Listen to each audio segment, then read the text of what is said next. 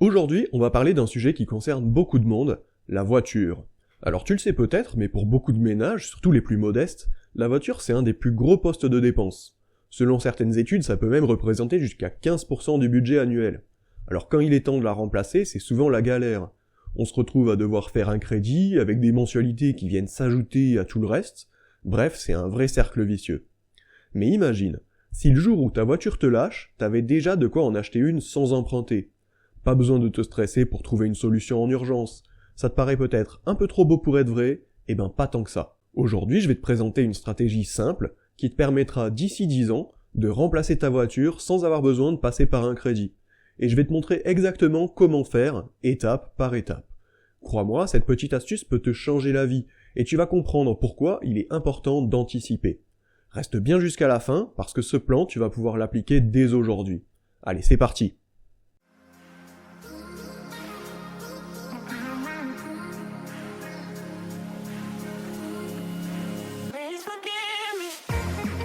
Alors pour commencer, pourquoi anticiper le remplacement de ta voiture? Déjà parce que, qu'on le veuille ou non, une voiture ça s'use et ça finit par ne plus être vraiment très fiable.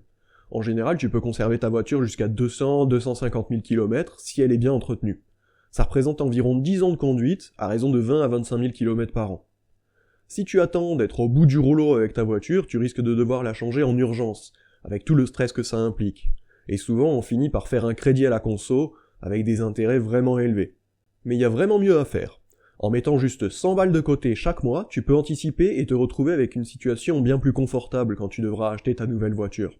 Je vais t'expliquer comment ça marche tout de suite. L'idée de base, elle est simple. Pendant que ta voiture roule encore bien, tu commences à épargner un petit peu chaque mois. Tu mets 100 € de côté dans un placement sécurisé, par exemple un livret d'épargne populaire, qui rapporte autour de 4% par an. Si tu fais ça pendant 10 ans, non seulement tu auras mis de côté 12 000 €, mais avec les intérêts cumulés, ton capital atteindra environ 14 500 €. Et là, tu pourrais acheter une nouvelle voiture sans crédit, sans frais supplémentaires, et surtout sans stress. Une autre chose à garder en tête, c'est les réparations. Vers la fin de la vie de ta voiture, les pannes deviennent de plus en plus fréquentes, et ça peut te coûter une fortune. Entre la courroie, l'embrayage, les amortisseurs, les freins, on parle parfois de plusieurs milliers d'euros pour maintenir ta voiture sur la route. Alors plutôt que de jeter ton argent dans des réparations à répétition, mieux vaut avoir anticipé et remplacer ta voiture avant que ça devienne une vraie ruine. Maintenant, tu te dis peut-être pourquoi pas prendre un crédit conso le moment venu simplement. Eh ben, un crédit conso, c'est des intérêts à payer. Si t'empruntes 15 000 € sur 4 ans, tu peux te retrouver à devoir rembourser environ 17 000 €, voire plus en comptant les intérêts. Au lieu de ça, en anticipant avec ton épargne, tu fais travailler ton argent pour toi, au lieu que ce soit l'inverse. Tu gagnes des intérêts au lieu d'en payer, et c'est beaucoup plus malin, et en général, t'es beaucoup plus serein avec ce genre de stratégie. En plus, quand t'as déjà les sous sur ton compte, tu te retrouves en position de force pour négocier, parce que là, tu peux payer en cash. Les vendeurs, que ce soit en concession ou entre particuliers, sont souvent plus enclins à baisser un peu les prix quand ils savent qu'ils sont sûrs de recevoir l'argent tout de suite.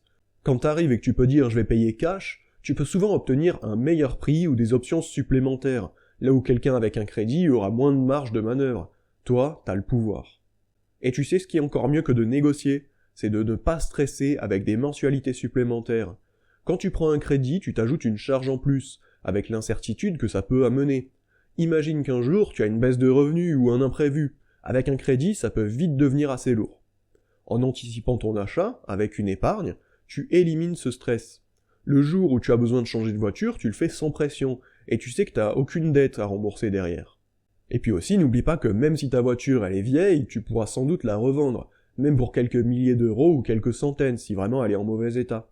Ça fait toujours un complément à ajouter à ton budget, ça te permet de pouvoir avoir un peu plus de marge pour couvrir les frais imprévus liés à l'achat de la nouvelle voiture, comme par exemple la carte grise, on oublie souvent.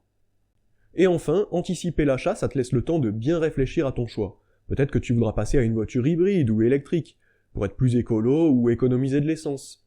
Quand t'as de l'argent de côté, t'as pas besoin de te précipiter dans un achat, tu peux vraiment choisir ta voiture, celle qui te correspond le mieux tant sur le plan financier qu'écologique si ça compte pour toi. Et puis tu sais quoi? Mettre 100 € de côté chaque mois, c'est aussi une excellente habitude à prendre. Non seulement tu te prépares pour ta voiture, mais tu développes une discipline financière qui peut t'aider dans d'autres aspects de ta vie.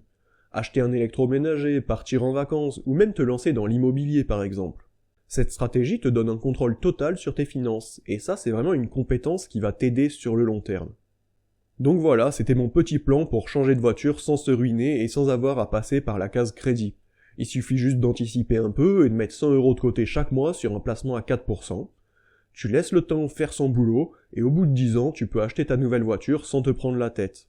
Si cette vidéo t'a été utile et que tu veux d'autres astuces pour mieux gérer ton argent au quotidien ou anticiper tes gros achats, abonne-toi, mets un petit like, ça fait toujours plaisir, et n'hésite pas à poser des questions en commentaire, je suis là pour y répondre. Allez, salut!